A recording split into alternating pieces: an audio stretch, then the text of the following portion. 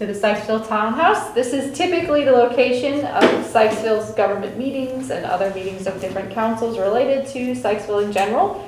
We have previously had art talks through the Gatehouse Museum on the porch, but through bad weather, repeated times, and just outgrowing the space, we decided this year to try it here in the townhouse. Our first speaker for this year is Mr. Zachary Singer. He's here to discuss found objects and what you should do with them. We're very pleased to have him here today. Thank you. Well, thanks everyone for coming out. Good to see you all.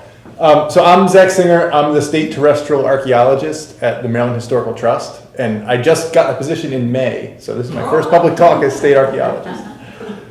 So I'm originally from Towson and then went away to graduate school in Connecticut and moved back to Maryland, and now I'm very happy to be the state terrestrial archaeologist and plan to do that for many years. And one of the most fun parts about my job is doing public outreach about archaeology, and so that's what I'm here.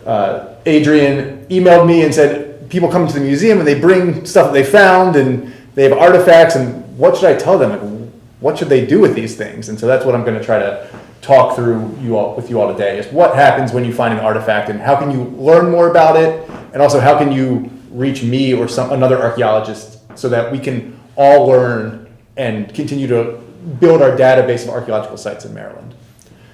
So that's where we will get on.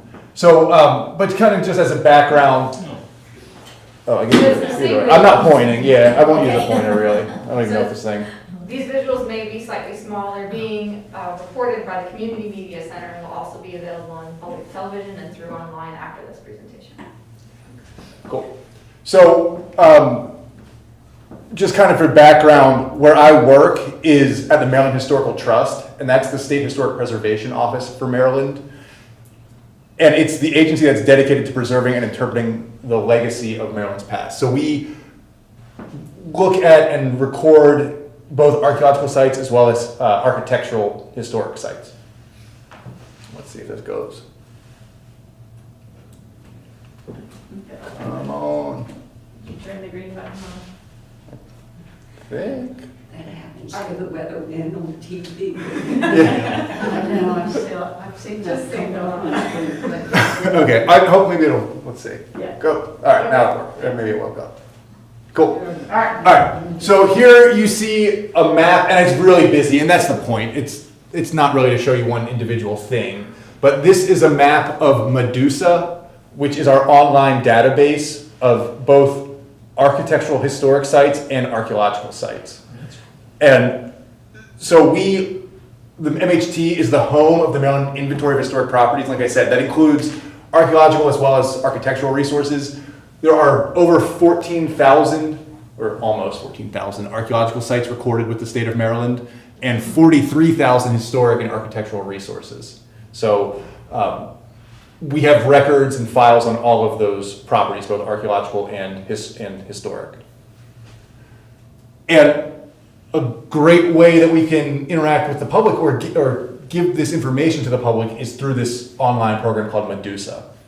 And so it is our online database of both architectural and archaeological sites and standing structures. The archaeological sites are not available to the public. Archaeological sites are protected resources. So in order to view the archaeological sites, you have to apply for an account through Medusa, and so you have to meet the Secretary of the Interior's standards for archaeology. So basically you have to have a master's degree in archaeology. And the reason that is because if anyone could go look online and see what an archaeological site was, that would encourage some people to go poking about. Yeah, so we'll talk today about why, if you stumble on an archaeological site, why it's best not to poke about too much, because you might misplace things and we might not. And you might be shot. Depending on where you are, depending on if you're on private property or public property. But there are only so many archaeologists, right? Professional archaeologists. We can't be everywhere all at once. And so a lot of the time, the way that archaeological sites are found are when the public stumbles onto one and they contact us and say, I think I might have found something. Or you come in to Adrian and say, I think I might have found something. And then she says, oh, this looks like an artifact. So then she contacts me. So really, the majority of the archaeological resources, I'd say probably the majority, are found by the public. There are also many other ways that archaeological resources can be found. There are state and federal laws that protect archaeological resources. So if there are state or federal money involved in an undertaking, like a construction project, they have to test for archaeological resources before they can build. So if any of you young folks are looking to become a professional archaeologist, there are jobs in archaeology. There are many jobs. And private archaeology is called cultural resource management. And that's kind of like a way to talk, like people think about natural resource management. So in archaeology, we call it cultural resource management. We're managing archaeological sites. So one of the layers in Medusa, and again, it's zoomed out because it's not really important where individual artifacts are, but one of the layers that we have are called quad files, and these are the files when the public contacts us and says, I found something.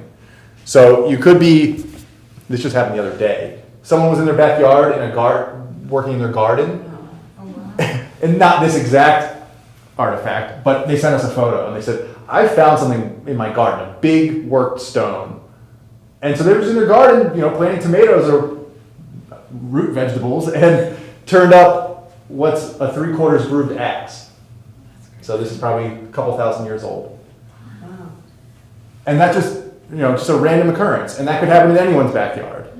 And so when that happens, they can contact us and they can fill out a form. This was the old way. I'm going to show you the new way now, which is digital.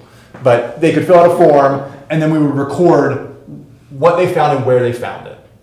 And that's important because we want to know the distribution of artifacts across the state to learn about people in the past. But also, if someone is going to build a new house and they're taking federal or state money, and we know there's artifacts there, we can flag that and say, hey, we should probably look for archaeological resources before this construction project occurs.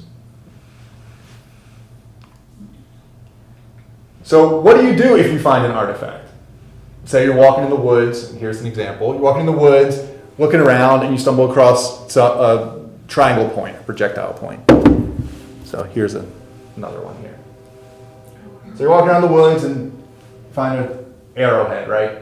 Archaeologists typically call arrowheads projectile points because that doesn't, if you call it a projectile point, that lumps both dart points and spear points and arrow points. So we're not biasing what we're saying. A triangular point like this is probably a real arrowhead. But for the majority of the past, when the pre-contact past, people used atlatls or dart throwers and they threw darts. So this isn't an arrowhead. This is probably a dart point for a spear thrower. Same with this. The bow and arrow probably makes it to Maryland somewhere around 1,000 years ago. People argue about it, of course. But before about 1,000 years ago, when we see these little triangle points, probably the hunter-gatherers in Maryland were using atlatls or spear throwers. So that's why typically when you hear archaeologists talk, they don't talk about arrowheads, they talk about projectile points. But say you're walking in the woods and you do find one, you find a triangle point, or you're walking in the woods and you find some pottery. That's probably a 1,000-year-old style of pottery, of low-fired clay pottery. What do you do with it? Well, first, if you find one thing, that's probably a tip-off. There could be something else nearby. So here, it's going to be hard to see, but in this photo, if my thing goes up, oh, it did, and you can hardly see it. There's a red circle, which is impossible to see, but that's a piece of prehistoric pottery or pre-contact pottery. And then right nearby it, you can see those ones a little bit better. There's a projectile point there as well as chipping debris, so the flakes from making stone tools. So if you're walking around and you find one thing, it's like, oh, maybe this is actually an eroding archaeological site. And that's the case here. And so as an archaeologist, what I'm interested in is not just the individual artifact, right? I'm not just interested in just the projectile point, but I want to know what it's associated with. I want to know its context. So it means a lot more to me if this projectile point was found nearby this axe, or was found nearby this half of a banner stone. So this would be the weight for the atlatl. It's half of one for the dart thrower.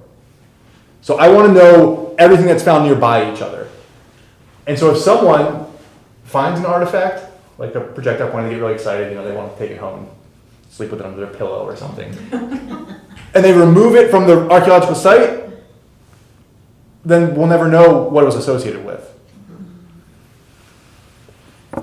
So first thing to do is to look and see what might be nearby. The second thing to do is take a photograph.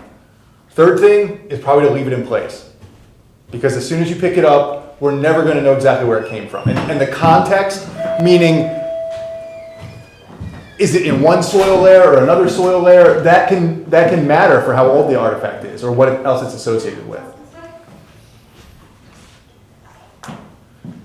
So what do you do if you find an artifact on public lands? So there are many Maryland state parks, right? People go hiking, love going hiking. That's a great way. If you're hiking in the woods, you might stumble onto an archaeological site, maybe an old historic house or an old mill or a pre-contact site, a Native American site.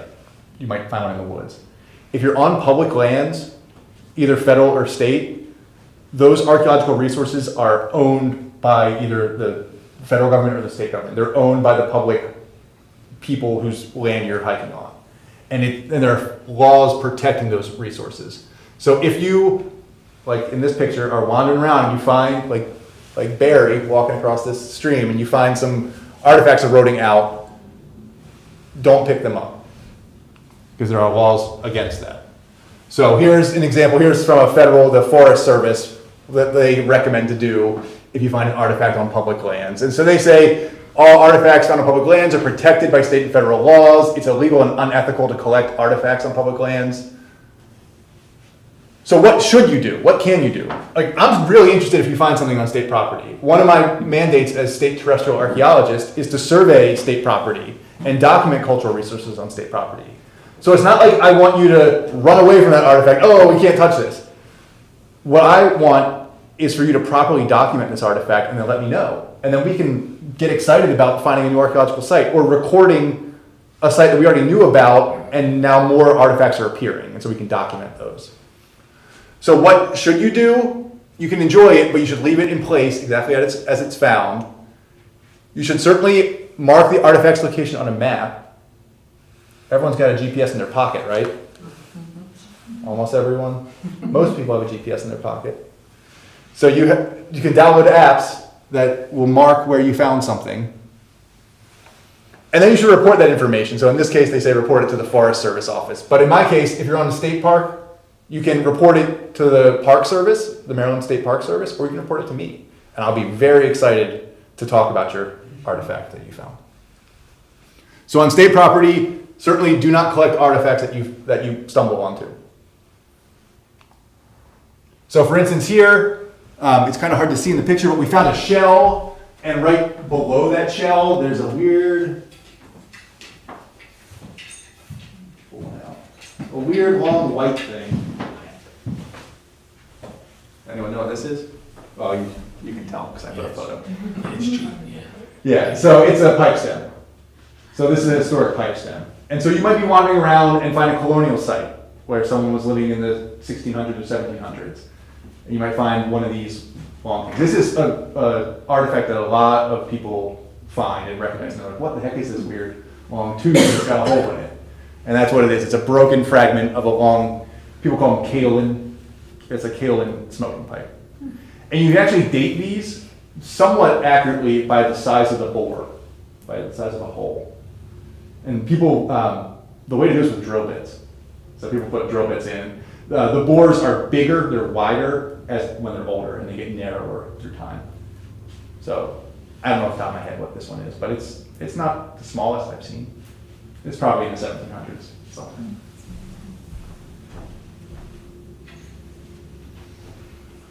What about on private lands? What can you do finding artifacts on private lands? In the United States, not everywhere, so don't go to England and start collecting on other people's property. But on private lands in the US, you are allowed to collect artifacts if you have written permission from the landowners. And so this is a hobby that I don't think young folks are doing it as much. But a big hobby back in the day, probably like this, 60s, 70s, 80s, was to go walk farmers' fields, plowed fields, and people would get permission. You can see folks walking a field now. They'd get permission from the farmer who had just turned that field over and say, hey, can I walk your field looking for artifacts? And not all the time, but some of the time they say, yeah, sure. And so those people had permission to collect those artifacts. And that's fine. And you can do that. It's your right to do that. The thing I would say is, and we'll talk about it more, but I get as excited as anybody when we find artifacts. But again, the thing to me isn't just finding the artifact, it's what it's associated with and where it's found that's important. And so that's what we need to document, the context. So say I do have permission to collect artifacts from a farmer, or I'm in my own backyard, so I don't even have to write to a landowner for permission. It's my own yard, I can do what I want. Or in my case, when I'm on state property, I can go document archaeological sites and collect artifacts as the state terrestrial archaeologist. But what should we do when we collect artifacts? First thing, and I've seen this happen a lot when collectors bring artifacts to me, they'll just have them, and this is a good case. They'll come, put them in their pocket. I found some stuff. Like, okay, well, those are really cool. You have a bunch of different types of projectile points here. This one's a triangle. It's probably about 1,000 years old. And this one's a Calvert point, and that's probably like 3,000 years old. And this one's a broad spear, so that's 3,500 years old. Like, that's really cool, and I can tell you about those. But where did you find them? I've walked all over in this case, this is Mr. Ruby walking around Eldersburg, and he's like, I walked in like 5 fields. And which one exactly? I don't remember. Sometimes you might remember one really cool artifact, but exactly which one? And now they're all mixed. So that tells me less. If the bigger the circle I have to draw for my archaeological site or sites, the less I can learn from it. So the first thing to do, if you're collecting artifacts, again, legally, is to keep each archaeological site bagged separately. So in this case, you can see there's a bag and it's labeled with the farm property in Croom, Maryland, so the Naylor Farm. So that was a collector in the 60s collecting all these artifacts and made sure he knew where he was collecting them from and bagged them all separately. Actually, he didn't put them in bags, put them in tobacco cigar boxes. But still, each one had its own cigar box, and that works for me. Or I saw someone recently who had them in a fish tackle box, so different slots in a fish tackle box. However you want to keep things separate, that's step one. Don't mix your archaeological sites because you'll never be able to pull them out again. And the only way you could pull them back out again is if you take the time, like you can see on the end, to label the artifacts. So you can get either India ink and try to label artifacts, or there's these new things called identapens, which you can write directly on the artifacts now. And they come off. So all these things are reversible, but there are ways to label each artifact. And you can do it with your own code, or you could, if you report the archaeological site, you'll get an archaeological site number. So in this case, the labeled artifact is 18MO41. That's the trinomial for Maryland. So 18 is Maryland, MO is Montgomery County, and 41 is the 41st site registered in the county.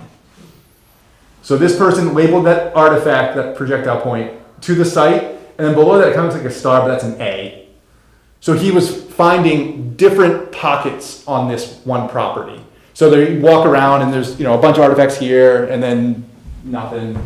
And then, there's another bunch of artifacts here. So he said, that's area A and that's area B. And with that, you can learn a lot.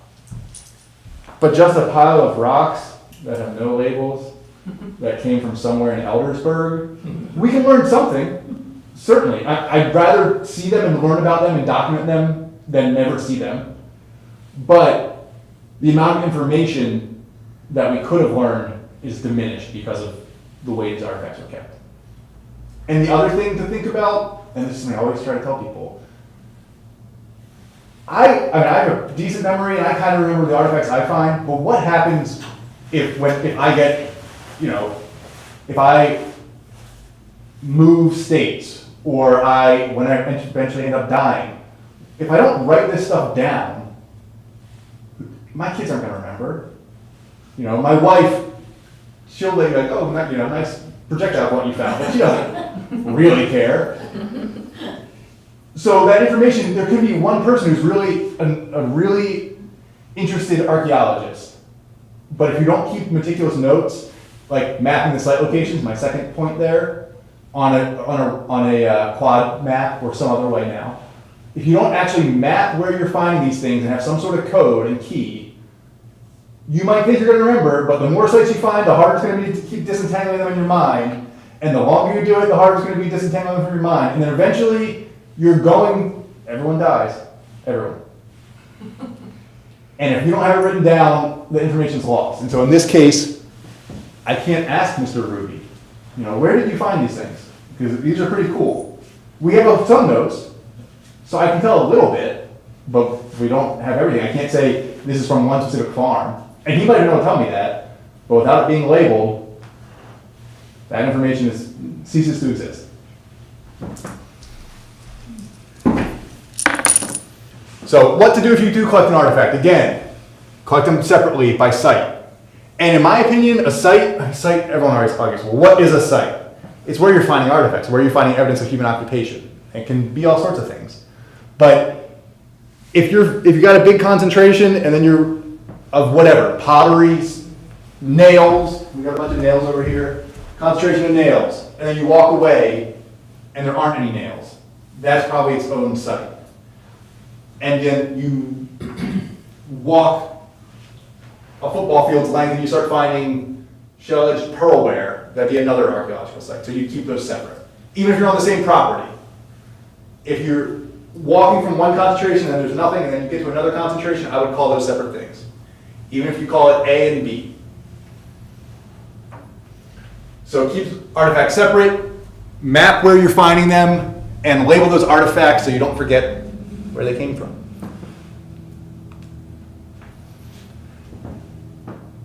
So, say you find something really cool, like the people who found this axe head, or find a projectile point and you want to know more about it. Or you find a piece of pottery. We got plenty of cool pottery over here. In your backyard, digging your tomato garden, find like an edge of a teacup. That's really cool. How do I learn more about this? Well, one thing you can do is just send me an email, which I'll give you my email at the end. But the other thing, there's an online source that can provide all sorts of information about Maryland artifacts. And that's called Diagnostic Artifacts in Maryland. It's a website hosted by Jefferson Patterson Park, which is the State Museum of Archaeology. And they also run the MAC Lab, the Maryland Archaeological Conservation Laboratory, and that's in southern Maryland in St. Leonard. And it's open to the public. You can take a tour. I highly recommend it. It's a really cool facility.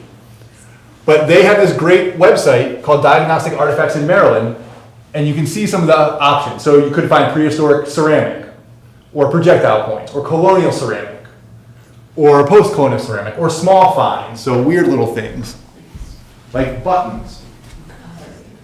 All right, so here we got some bone buttons. That would be considered a small find. Just a little trinket, a little thing like a button. So this website has discussions, or table glass, right? Here we got some fancy table glass. So all this stuff you could find wandering around could be in your backyard. And this website, you can click on those links to try to find out more about what you found. So for instance, with projectile points, right, we've already kind of seen this. Everyone can tell these are different shapes, right? This is a triangle. This is like, it's probably an orient fishtail, which is a type of point, but it kind of looks like that. It's got a little fishy tail. But the reason these look different, if we held them like this, we couldn't say too much, right? The pointy part is pointy, because that's the part, that's the business end. It's got to pierce something, hopefully for hunting. Maybe for warfare, but hopefully for hunting. But what changes through time is people's idea of the best way to tie this stone to a shaft, whether it's a dart shaft or an arrow shaft or a spear shaft. What changes is people's idea of the best way to tie it on to a shaft. Because all we're seeing is the stone point of what is a composite tool. All the wood and fletching and sinew and mastic and all those other parts that would create that shaft, those rot away. Very rarely are they preserved. So all we're seeing is one part of a composite tool. But these styles change through time. Here's, this one's got these notches, and this one's more of a stem. So a notched point, stemmed point. And people have found these different types of projectile points in association with hearths or fireplaces, and they've radiocarbon dated those fireplaces, so they have absolute dates. And so even just finding a point like this, without any context, I can say it probably dates somewhere between 4,000 and 3,500 years old based on its style. And that's because someone has found one very similar next to this fireplace that they've got a radiocarbon date on. So we call that projectile point typology. It's looking at the shapes of the points to try to determine what cultural tradition they originated in, and then by doing that, guesstimating the approximate date when it was made and used and discarded. So here on the right, you can see Maryland Archaeology Month, which is every April. It is Maryland Archaeology Month. There's all sorts of, that's another fun thing. So there's all sorts of archaeology events. You all like archaeology events because you're here. There are all sorts of archaeology events in April to celebrate Archaeology Month. So there's a website, MarylandArchaeologyMonth.org. So if you're interested in Archaeology Month, next April you can live it up and be involved in all sorts of activities. But in 2013, the theme was points in time, the formal biface typology in Maryland. And so there you can see the bottom are the oldest projectile point styles, and it works its way up to the top of the page, which are the youngest. And the time depth for people living in Maryland is at least people have been here for 13,000 years. So at the end of the last ice age. Potentially, those people 13,000 years ago could have interacted with mammoths and mastodons and other extinct megafauna. But you can see there's some changes through time in the styles and those types. And so if you find a point, you can come to this website, and one thing you can do is look at the base. So you have those bifurcate bases, which we don't have any here, or contracting stems, or corner knots, or lanceolates, or pentagonals, and it describes those things, and then it gives you options to click. And you can click on those options to learn more about that style of projectile point. And so we'll have an example. So here's one I didn't find, but someone showed me a couple weeks ago.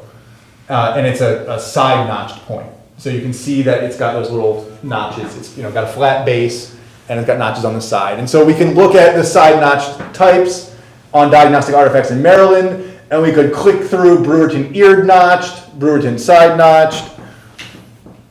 This one could be a Brewerton side notched. See the notches on the side?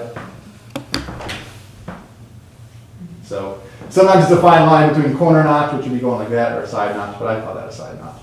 So we could click through and see, okay, this one looks like a Brewerton side notch. But in this case, we click through and we say, oh, this one looks more like a meadowwood point. And then it'll describe that point type. It's a very thin, medium to large point with delicate, well-defined side notching. It'll go through a chronology. It'll describe it in more detail, tell you how old it is, tell you what raw materials they're typically made of. So for instance, here we have different rhyolites. These are volcanic rocks coming from South Mountain area in Frederick. Or quartz. Quartz is pretty ubiquitous. You can find it in cobble form. Or quartzite. So they're different raw materials, and this website will tell you what these different styles are typically made on. It'll tell you how they're related to other styles throughout the Mid-Atlantic or further afield, like in New York or New England. And then it'll give you can see, click here to view all images, and I should have snagged a screenshot of that, but I didn't. But then it'll show you all sorts of examples so you can see the variability within a point. Because each one of these, this is kind of something to always think about. These aren't made in a factory, right? They're not mass produced. Each artifact was made by an individual in the past. It's kind of wild to think about. This was made by someone probably between 4,000 and 5,000 years ago. An individual made this. And we're not all the same, right? We can type at different speeds. Some of us can drive a manual. I can't drive a manual car. Some of us can drive a manual. We can do all sorts of different things, right? And even if we all practice, our proficiency at different tasks will change. Both kind of our upper level proficiency, but also if we're having an off day, if we're getting arthritis, if we're just learning. There are all sorts of reasons why these styles might not look the same based on the individual who made it in the past. Some people will be experts, some won't be quite as good, some will be learning, some will be awesome, and some will be getting too old to do it. So there's a range, there's a variability. The other thing that's variable is the stone. Not every piece of stone looks the same. You could have a nice big glassy chunk that you could make whatever you want out of. Or you might have a small little cobble. You can't make a point this big if your starting piece of rock is this big, right? But you can make a point this big. So all of those things can affect what the style looks like, and can affect, can be variable within a type. And so that clicking all those images allows you to see some of that variability. All right, say I found a piece of historic pottery.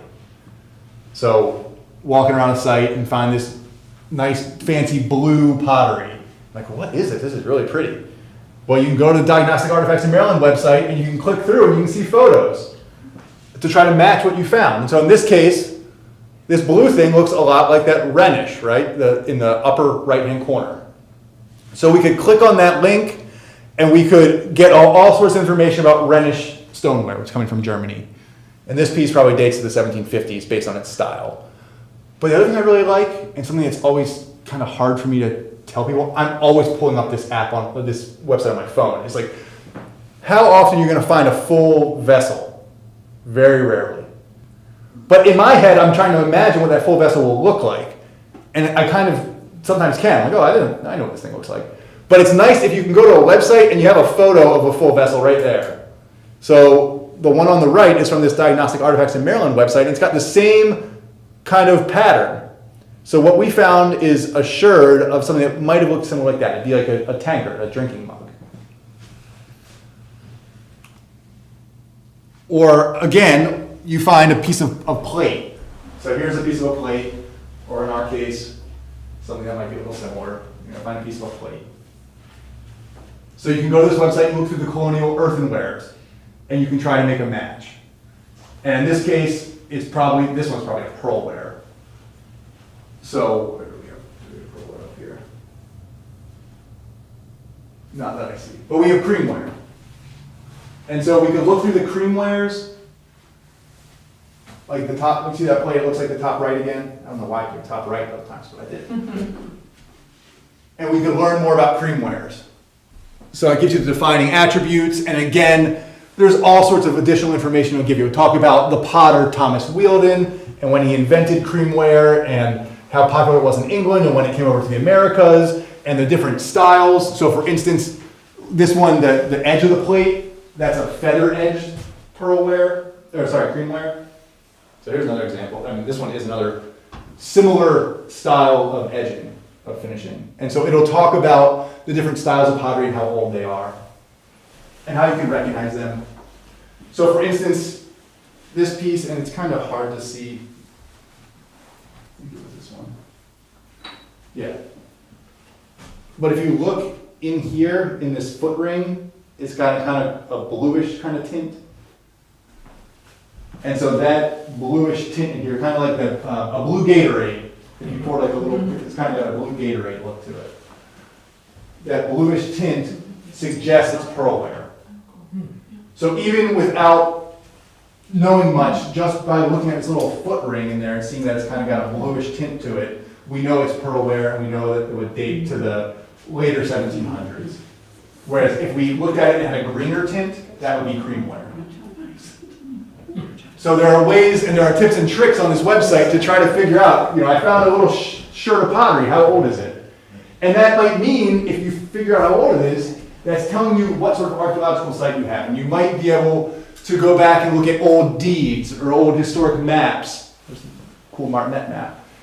And figure out whose property that might have been. So in the historic period, it's really cool because you have all these historic documents that you can learn about who owned this property in the past and where their house might have been and what outhouses might have been nearby and all sorts of fun stuff. But in order to get to that, first you have to find an archaeological site, and then you kind of have to figure out how old it might be.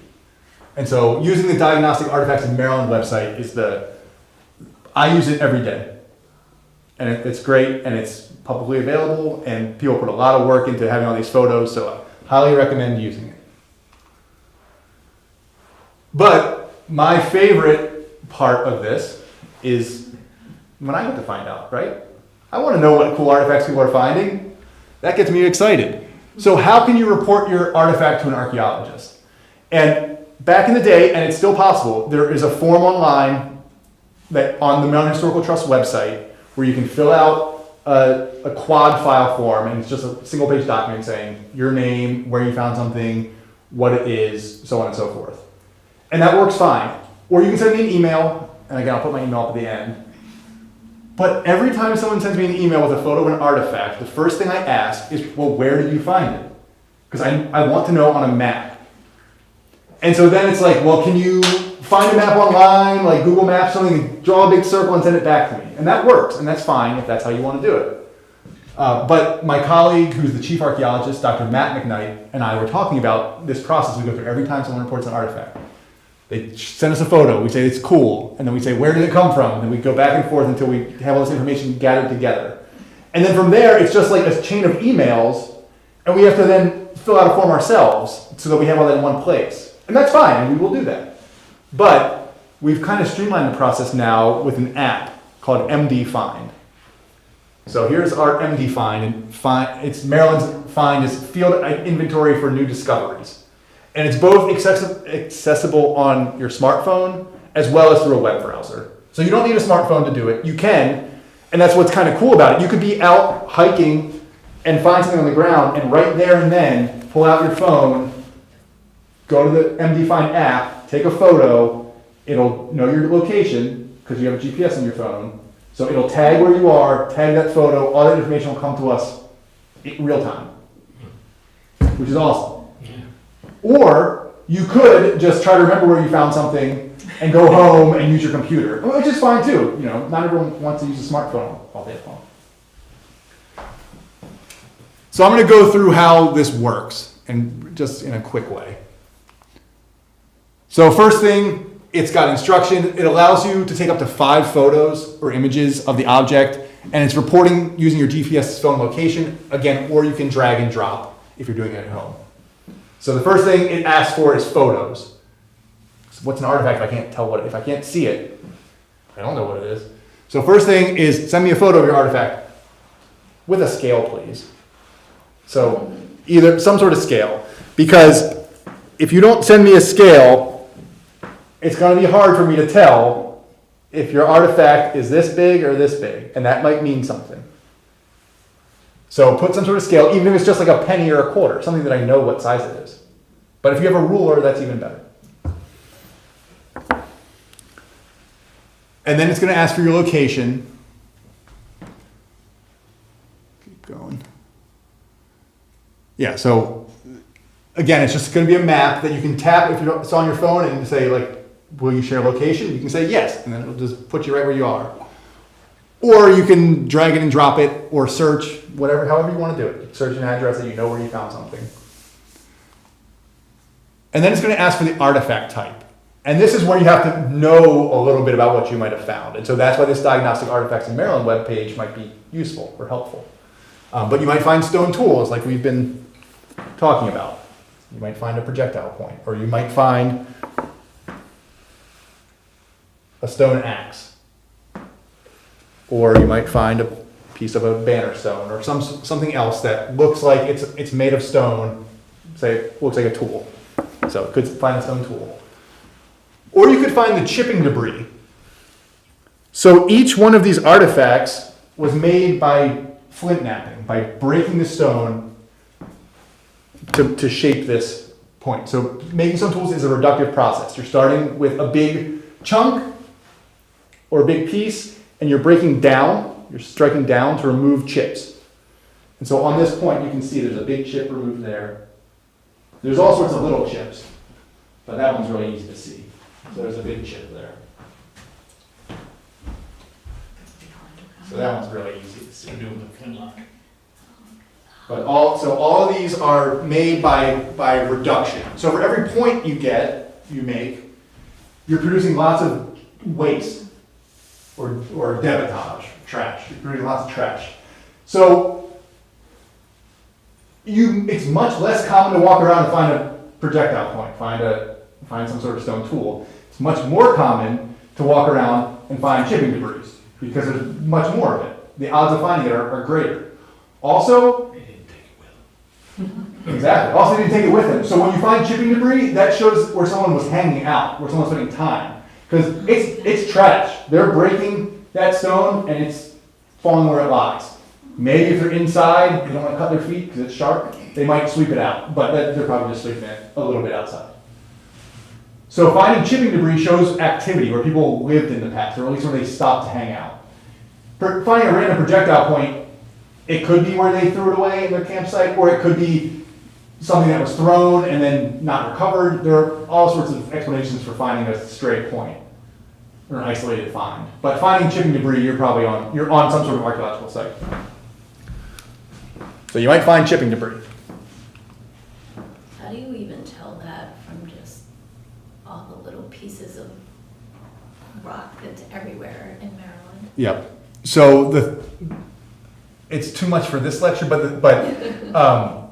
it'll have a noticeable pattern, and so it'll be sharp because it's coming off as a flake. So it'll be sharp. It'll have a smooth surface, the part that was removed, and it'll have a worked surface on the side that came off.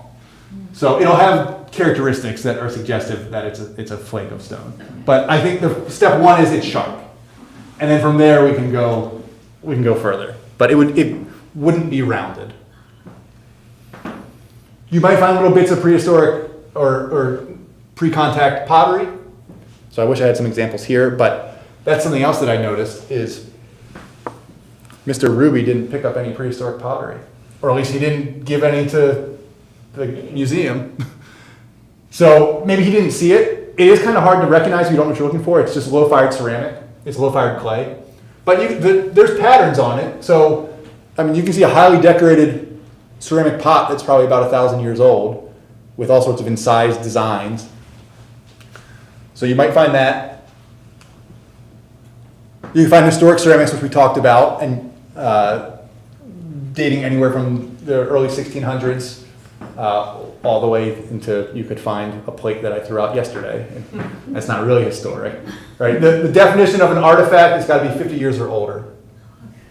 So if you threw out your grandparents' plates, they might be artifacts. You can find tobacco pipes, which we already talked about. This is a very common colonial artifact. So these are, There you go, like 6 there or something. yeah, this is a very common Yeah. thing. They're clay, and they were really long, and so they snapped a fair amount. So you find, everyone smoked. Kids smoked. You find in their teeth are worn, there'll be like a hole where they were holding the tobacco pipe. And everyone smoked all the time. So you can find those. There's one. Buttons, we talked about buttons. So people use all sorts of buttons on their clothes. It didn't have nice elastic or spandex to keep their clothes up, so you had to button everything, or tie things down. So lots of buttons in the past, both bone, shell, or metal, depending. Toys, like jacks or dolls, all sorts of stuff. Bone die. We found one of those at a tavern from the 1750s last year, which is really cool. So you can find all sorts of evidence of people gaming in the past. And you can sometimes date how old those things are. But at least it's evidence that someone was there. all sorts of vessel glass, so you can find broken pieces of bottles. And these can be very diagnostic too. Here's a bottle of the neck and the rim. And based on how they're finished, if there's a molded seam or not, or if it's hand blown, you can start to get at how old it might be, and based on the different styles.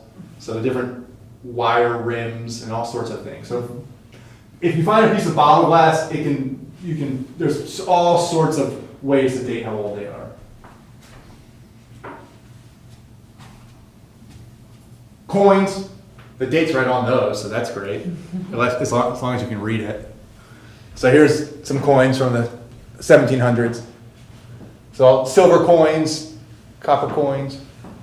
Again, they're awesome because the date's usually stamped right on, so you know when someone threw that away, or just a round. All sorts of architectural debris from people's houses. So, like we said, nails.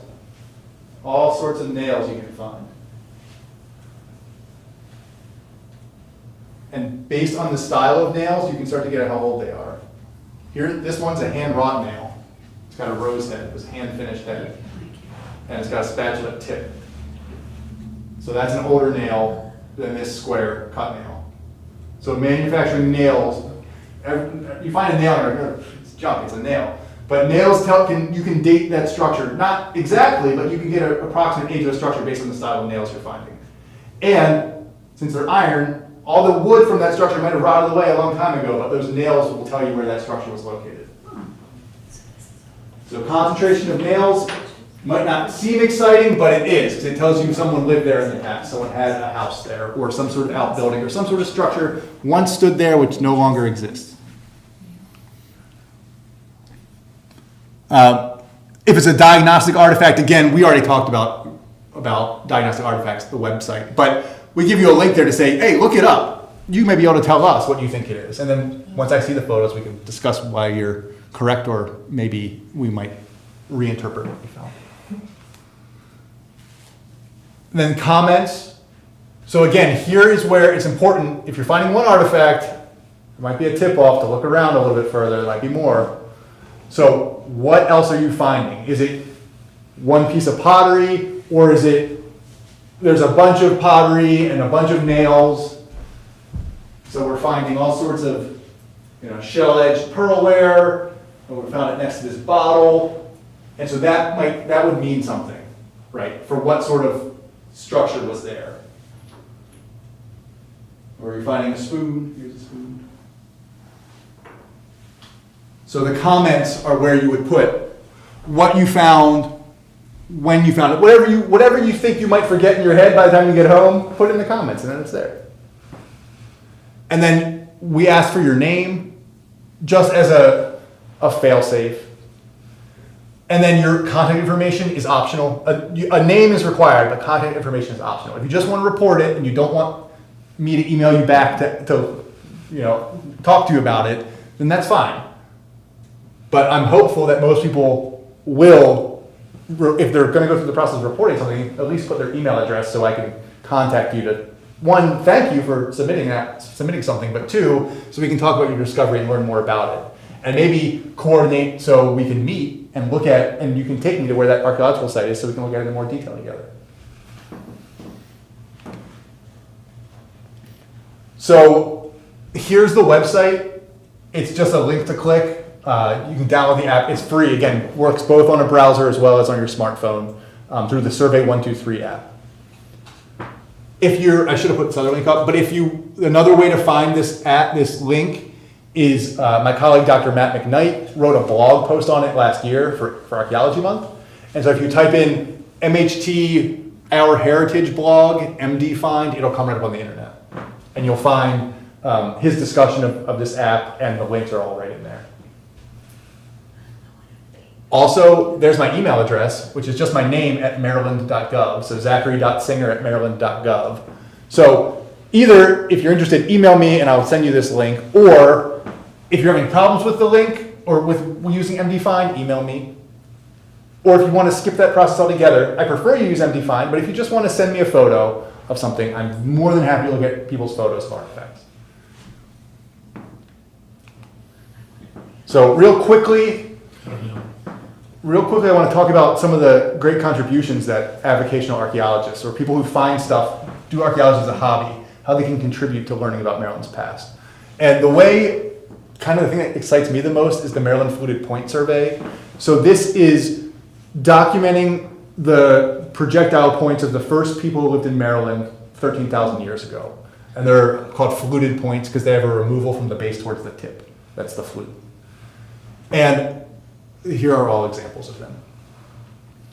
But these artifacts, they changed in style as well. So we can talk about typology, so we don't have to get too in detail about this. But they range from 13,000 years ago till about 10,000 years ago, this time period, the Paleo-Indian period. And most of that time period, they're making fluted points.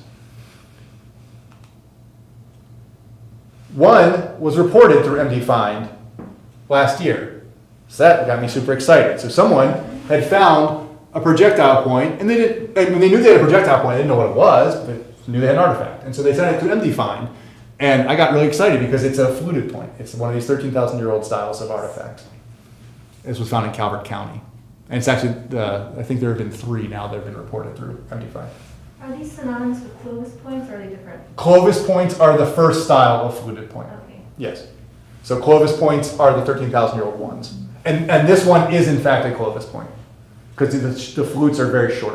What material is that? That's an orthoquartzite. It's like a silicified sandstone is another word for it. So you can see all the individual sand grains that are cemented together by silica.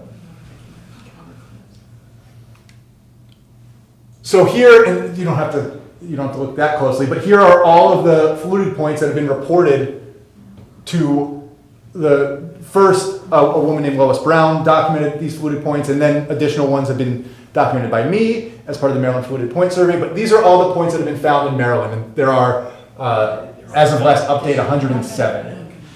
Almost all south of here. Yeah, you can see there aren't very many here. Not because people didn't live here, it's because we haven't heard about them.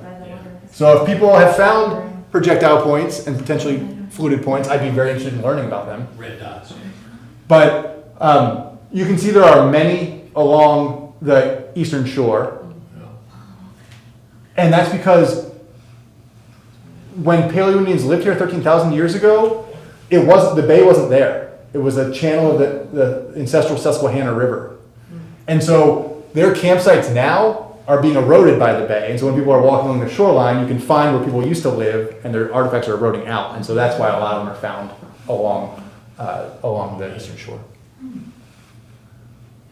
But we can learn about where Paleo-Indians might have lived through that span of 13,000 years ago to 10,000 years ago.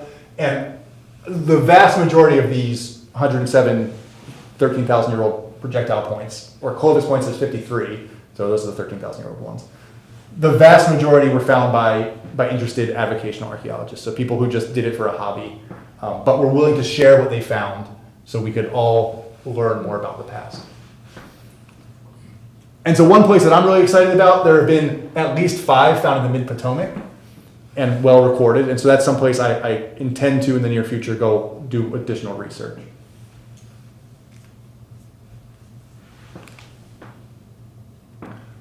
But a quick caveat, and this just happened this week, yesterday. It happened yesterday.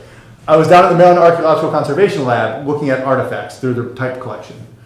And they have some fluted points, which are great. But here's one they had, and it was in this Riker mount, just like this, and it talks about, these being the oldest artifacts. It says 11,000. That's wrong. It's 12. It's not 11. It's older than that. But there's no information on the back of this Riker mount. It said Washington County, Maryland ? But the point isn't labeled. There was no associated information with this artifact. And I am extremely suspicious of this artifact. I think it's a fake. Yeah, I can think of those. This guy, Marvin McCormick, was a modern flint knapper, active in the 1930s through 70s. He made Folsom points like this by the truckload. He would sell them to artifact wholesalers who would then sell them to individuals. I've documented these, what are likely fake Folsom points, in the Connecticut Office of Archaeology's collections, and in the Maryland Archaeologist Office collections, and in other collectors around Maryland have them. How can you tell? You can tell, one, based on the raw material. If you're in Maryland, this raw material is coming from Texas. So it's not a local material. It's not anywhere close. Paleo Indians moved long distances. You can find stone from New York, from Albany, near Albany, in Maryland, that people brought 13,000 years ago, but not from Texas. And so that's a big tip-off. But this is a case where this artifact has been in Maryland's collections with limited information because no one labeled it. We don't know where it came from. Maybe it is real, but I will never be able to tell that. But I'm highly suspicious of this point, and I just found that yesterday. And I'm suspicious because I know of this guy, Marvin Mccormick, who made very similar style points. You can find them on eBay. There's some on eBay there at the bottom. So now people who like flint knapping think they're cool to have Marvin McCormick's points because he's an old flint napper he's known as the first guy who figured out how to make these 13,000-year-old styles, which is pretty cool. But they're not artifacts, and they can be confusing if the people whose collections had them didn't carefully label where they got their artifacts, or if they just collected artifacts, or if they also bought and sold or traded artifacts. And so here's a case where I think whoever gave this to the Maryland Archaeology Lab had the best intentions in mind, but they either didn't know it was fake, or the information has been lost over time that it was bought. And I don't know which is the case. Or maybe it is real and I'm confused. But I'll never know because there's no information with this projectile point. All right, so with that, I thank you for your attention. If you want to get more involved in archaeology, I run a public archaeology lab every Tuesday at my office at the Maryland Historical Trust. So it's in Crownsville, Maryland, but it's open from 9 a.m. to 3 p.m. every Tuesday. We're going to be working on probably about a 1,000-year-old archaeological site for the next coming couple Tuesdays. So if you're interested in that, I'm happy to coordinate further. The website, the Maryland Historical Trust.maryland.gov, so mht.maryland.gov, and then there's an archaeology tab. One of the things on there is a volunteer form. So we have a Google form. You can fill out the volunteer form, and we'll keep you updated on what we're doing with archaeology in Maryland and opportunities for the public. And the other great venue is the Archaeological Society of Maryland. So if you aren't a member, I would highly recommend it. So they organize all sorts of public events for people who are interested in archaeology. And they also have the journal, the Maryland Archaeology Journal, which is, I think it's biannual. So there's articles about archaeology events and different archaeological sites in that journal.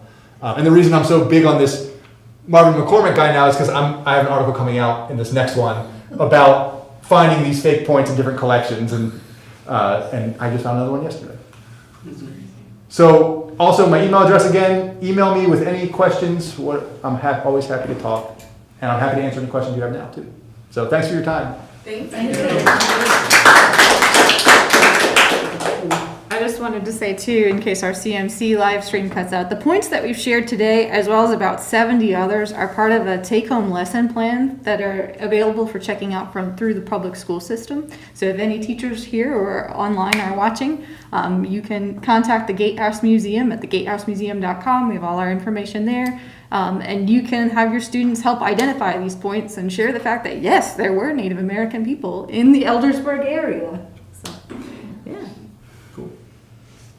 Any questions? I might have missed this because I came in late, but did you talk about the history of why people were in this area? Were they residing here, or was it like a pass-through hunting thing? People are living here, if not permanently, almost permanently, starting 13,000 years ago, and certainly from that time all the way through to the present. I don't know specifically about Eldersburg, but I would imagine so. Yeah, I would imagine so. So yeah, the environment has changed, but people are able to hang out and be successful in whatever environment they're occupying. And so certainly the environment that people here 13,000 years ago encountered was different than people here 8,000 years, which is different than 5,000 years. But certainly there have been people in this area. Based on this collection here, the oldest point I'm seeing is probably, I'm trying to look quick. This one's probably a Bruton side knot, so it's probably about 5,000-ish years old. So I can say just based on this little grab bag, people were in Eldersburg 5,000 years ago. But I'm confident it's a greater time depth than that. When you get submissions through the MD Find, the app, how much interaction do you have with the people that submit? As much as they'd like. Okay. So I if don't know they- how busy it keeps you. Yeah, You get a lot we don't get a ton. So this went live 2 Aprils ago. Oh, okay. And we've got 100 so far. So we don't get a ton. I like to do events like this to hopefully get more. Yeah. So doesn't keep me super busy. The other thing that I need to adjust the parameters of the app a little bit. We've been getting submissions from all across America. And I'm like, it says MD Find and it's got the Maryland flag on it, but I guess it shows there's a need that people are looking for an outlet. Right.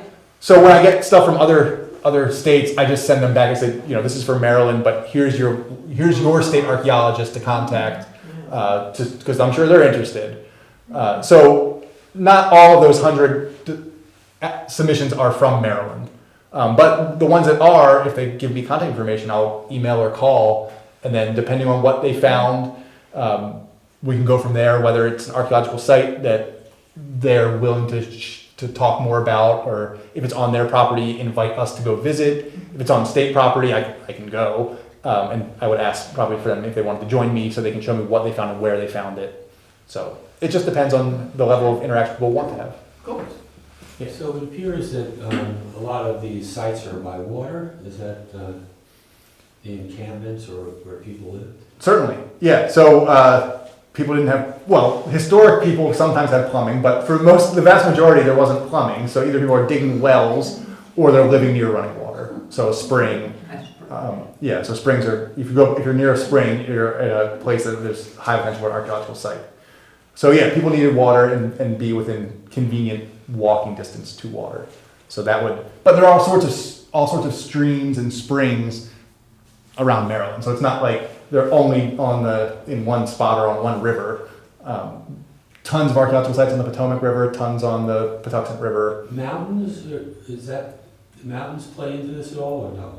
Yes, but they're not very good depositional environments. So they're erosive environments. So if people are hanging on mountains, the stuff that are on there are probably eroding away. So we're not finding as much, unless they're in like a rock shelter or a cave. But the other thing that's good on some mountains is if they expose stone for making stone tools. Like South Mountain is the area where this rhyolite gets exposed. And so there are quarry sites where people dug into the ground dug pits to extract this stone to make stone tools. So, and people certainly are in mountains.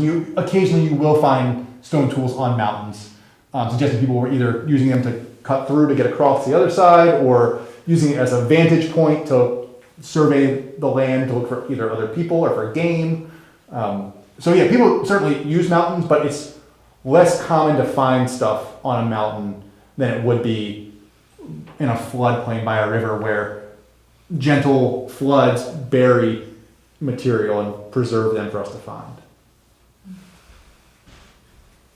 Yeah. Obviously, artifacts come in all kinds of sizes, and tools are commonly, as you mentioned, a big factor. This was found along a local road. I don't know exactly what it is or how it was created. I don't either. Jonathan? Yeah. I think it's a tool that was used in shingling roofs, but I'm not certain. The person that's told me that was someone who was building barns and thought that's what it was. But it's very interesting because it's got all this sort of work on the handle. Yep. And it doesn't look like it had been sitting out and there was nothing around it to indicate that, it looked like something that had been accidentally dropped off of a wagon or truck or something. Yeah, it's interesting. I don't know off the top of my head what it is. But if you either submit something through MD Find or send me an email with a photo, I have plenty of archaeology buddies who might know more than I do about that. So I specialize particularly in stone tools. But I know plenty of folks who study historic. I mean, that's some sort of historic artifact, so I could ask Yeah. people. You might want to contact Grosso Manors Farm Museum in Frederick County. They have a whole number of related artifacts to things like that, or London Town Gardens in Annapolis has a reproduction shop that they've made that does shingling, and they'd at least be able to rule that one out. Yeah. It's just an interesting kind of artifact. Yeah. If anybody wants to look at it closer, it's pretty sturdy. It's like triangular. Yeah. It's hard for me to envision how it was used. Should just have a show and tell session. People do that too. Yeah, people yeah. But it's obviously, it's kind of handled Where well. I grew up, It's not flinky. we had a barn Uh-huh. that was, well, now we're probably about 175 or 200 years old, and it was all post and beam and pegged.